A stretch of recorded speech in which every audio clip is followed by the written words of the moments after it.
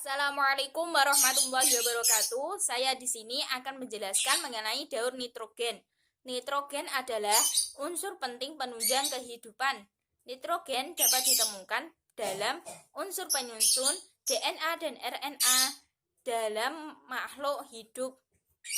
Nitrogen berfungsi sebagai sumber energi metabolisme sel dalam bentuk ATP atau bisa disebut dengan adenosia trifosfat.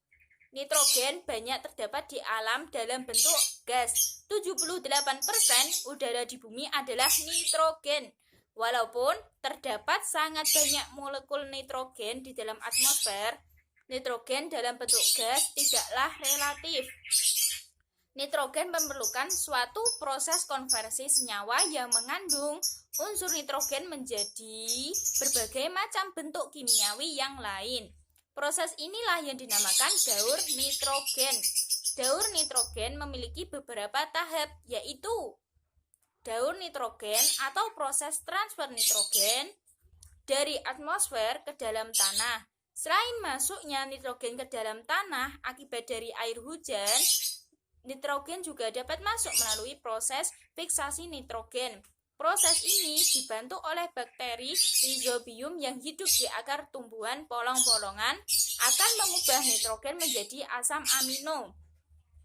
Kemudian, amino akan diubah menjadi nitrat dan nitrit oleh bakteri nitrifikasi. Proses ini, akar tumbuhan akan menyerap nitrogen. Perubahan gas nitrogen menjadi molekul nitrat juga dapat dibantu oleh petir. Proses selanjutnya yaitu nitrat akan dari hasil fiksasi biologis yang digunakan oleh produsen atau tanaman yang kemudian akan mengubahnya menjadi protein. Proses ini dinamakan amonifikasi. Tumbuhan kemudian dikonsumsi oleh hewan dan manusia yang akan menghasilkan sisa metabolisme. Sisa metabolisme ini dibantu oleh dekomposer kembali ke tanah dalam bentuk amonia oleh bakteri detrifikasi. Amonia akan diubah menjadi gas nitrogen di udara dan dilepaskan kembali ke atmosfer. Dari proses daur inilah kadar nitrogen di udara tersedia dalam jumlah yang tetap. Sekian penjelasan dari saya, kurang lebihnya saya mohon maaf. Saya akhiri, wassalamualaikum warahmatullahi wabarakatuh.